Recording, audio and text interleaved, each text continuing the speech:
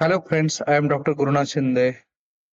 Today we are going to learn constraint in SQL. So what are the constraints in SQL? Constraints are nothing but they are rules applied on a table, columns to ensure accuracy, reliability and integrity of the data. So there are different types of constraints used in SQL. The first constraint is a not null. It ensures that column cannot have the null values. The syntax of this not null is column name, data type not null. The example of this age integer not null. So age must be have a value. It should not be a null. The example of while creating this table is given create table student ID integer, name varchar. It should not be a null. Age integer. It should not be a not null. So not null can given constraint on that column. The second type of the constraint is a unique. It ensures all values in column are unique or set of columns are unique. The syntax of this unique constraint are column name, data type, unique. The example of this unique constraint is email varchar unique. No two emails can be the same. So emails cannot be same for two person. So example of while creating table is given create table student ID integer email varchar unique. Third constraint is a primary key constraint in SQL. Primary key it defines uniquely each record in a table. It cannot have the null values. Only one primary key is allowed per table. The syntax of this primary key constraint is column name data type primary key. The example of this primary key it is student ID integer primary key. Each student must have a unique ID. Primary key defines uniquely and it should be a not null. So example of this primary key is create table student ID integer primary key and name is varchar. So student ID must be a unique and not null. So it is a property of this primary key. The fourth constraint is the foreign key.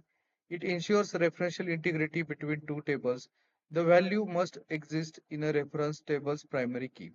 So foreign key is required when we are joining two tables. So it can be attached with another table on the primary key.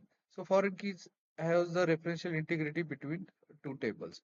The syntax of this foreign key is that column name, data type, foreign key, column name, references, table name, column name. The example of this foreign key is department ID integer, foreign key is department ID, and reference departments department ID. So it can connect with the another table in departments table on the department ID. So example of this foreign key is create table employees, employee ID integer primary key, employee name varchar in department ID integer foreign key department ID. So in this table foreign key is department ID and it can join with another table departments on the department ID. So references departments department ID.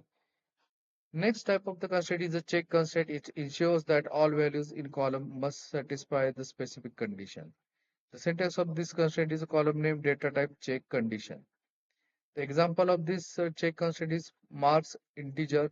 It checks having the check constraint marks should be greater than or equal to 0 and marks should be less than or equal to 100. Means it will check the condition given in the check constraint. The example of this constraint check it is given create table student ID integer primary key marks integer check marks greater than or equal to 0 and marks less than or equal to 100. So it will check the range of the marks within that condition. And last constraint is a default. It sets a default value for a column when there is no value specified in that particular row.